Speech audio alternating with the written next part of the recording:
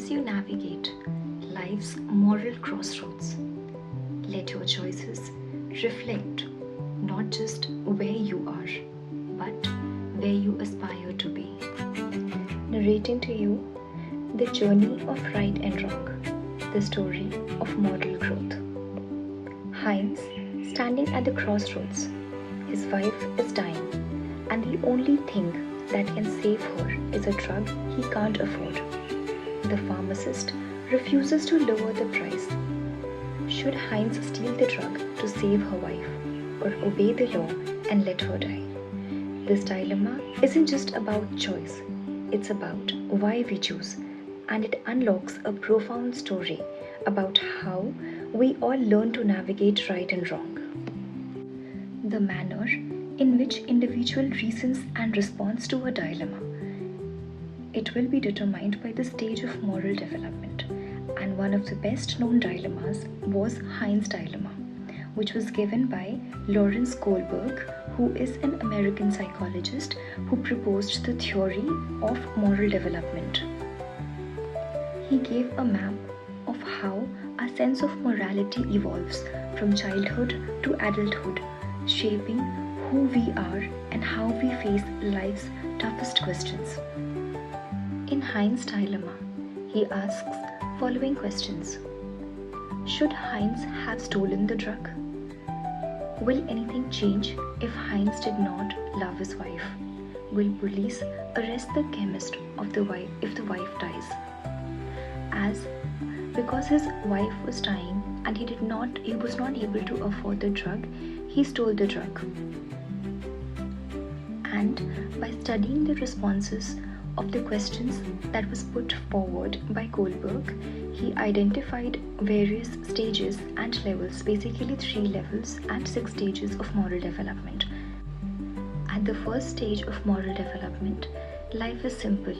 You follow rules to avoid getting in trouble. Right is what keeps you out of punishment's shadow. If you ask this child why stealing is wrong, they'll say because I'll get grounded. In Heinz's Dilemma, they'd argue he shouldn't have stolen the drug. He'll go to jail. Morality here is about fear, about dodging the hand of authority. But soon, that child grows a bit wiser, stepping into stage 2. Now it's not just about avoiding punishment. This is the pre-conventional level, where morality is shaped by consequences and personal needs. Overall, morality is determined by motivation of self-interest.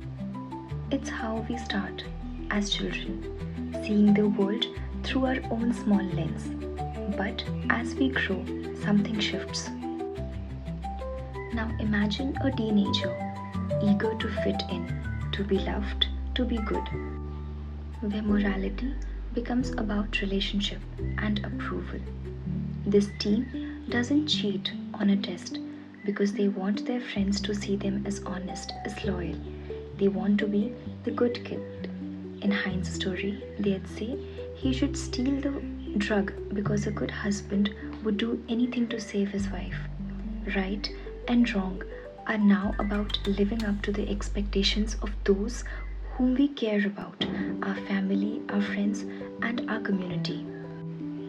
In the next stage, the world expands beyond personal ties to the rules that hold society together.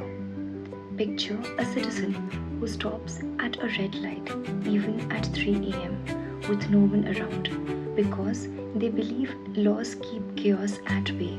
For them, morality is about duty, about maintaining order. In Heinz's Dilemma, they might argue he shouldn't have stolen. Stealing breaks the law, and laws protects us all. Breaking rules risks unraveling the fabric of society, and that's a line they won't cross. This is the conventional level where most adults live, anchoring their moral compass to the expectations of other or the law that binds us. It's about belonging, about keeping the world steady, but for some, the journey doesn't end here. Level 3, that is the post-conventional stage, the courage of principle. Let's climb higher, to a place where rules aren't enough, where we question the world itself. We see laws not as sacred but as tools, agreements we make for the greater good. If those tools fail, they can be challenged. Imagine someone fighting to change an unjust law, like those who marched for civil rights. They know laws matter, but they also know that human lives matter more. For Heinz, they'd say, he should steal the drug because his wife's right to life outweighs a law about property, where fairness and human rights guide us even when society disagrees. And then one moves to the last and the final stage, that is the sixth stage. Here people live by universal principles: justice, equality, the sanctity of life, no matter the cost. In Heinz'S Dilemma, they'd say, he must steal the drug because preserving life is a moral truth that transcends any law. Few reach this stage, but it shines as a beacon of what moral courage can be.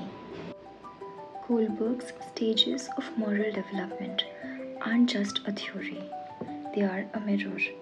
They show us how we grow from children fearing punishment to adults wrestling with principles.